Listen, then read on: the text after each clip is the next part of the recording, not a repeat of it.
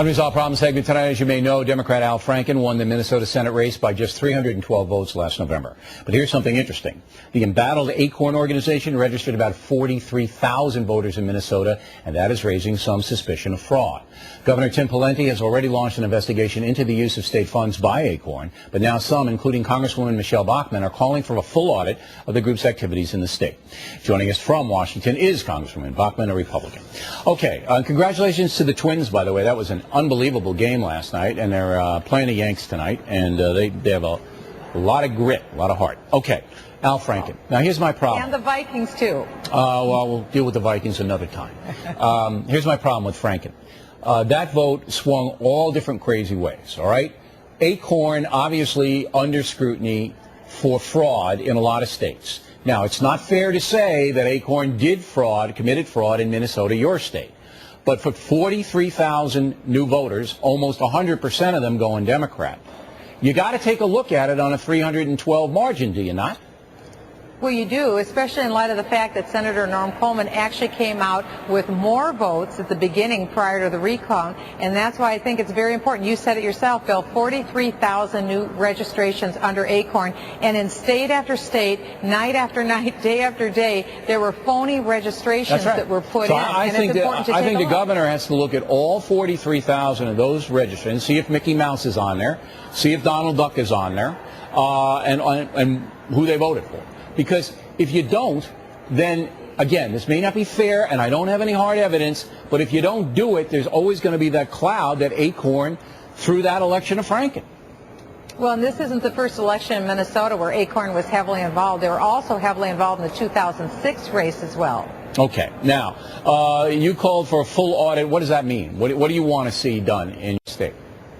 ACORN has received taxpayer money in Minnesota, and I want to make sure that there's a full review and audit of how that money was spent and where it went, because we know that ACORN, Bill, is an umbrella organization for 361 different organizations. Some are tax exempt, some aren't. But the real question is, was any taxpayer money interchangeably used between these organizations so that it may have been used for election purposes, which would be clearly illegal? Okay, so you want to audit, you want their books, you want to audit, you want to see where all the money went. That's what we're calling for. A federal audit also is underway in Louisiana with the state down there.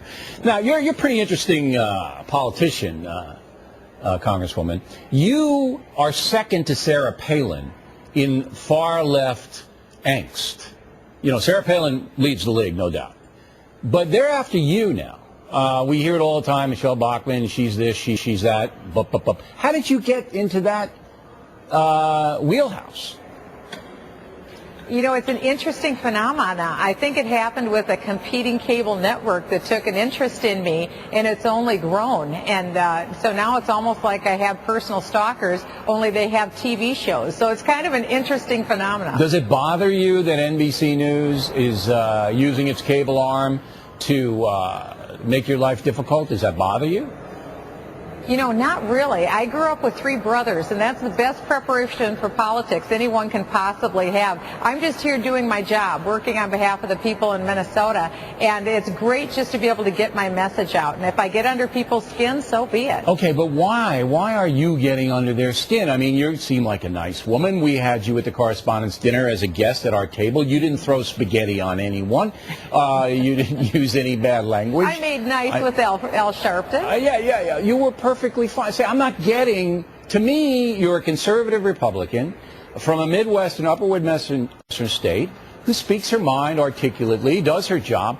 Why are they coming after you? I don't get it. It may bother them that conservative women are happy and don't need government in order to be successful in life.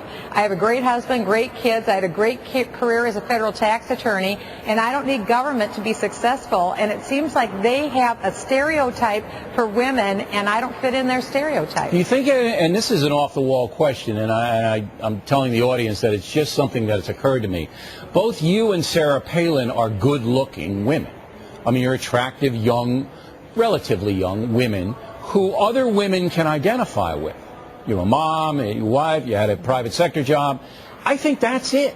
I think that the success of Sarah Palin and Michele Bachmann drive the far left crazy because you don't fit, they don't like what you believe in, but you but you can attract others to listen to you. I think that's what's going on. Well, and if we pull away votes from them, especially in a block, a woman block, a middle America woman block, that makes them very upset about that. And so consequently, I'm public enemy number one right now for Speaker Pelosi. All right. Michele Bachmann, everyone. Thank you, Congresswoman.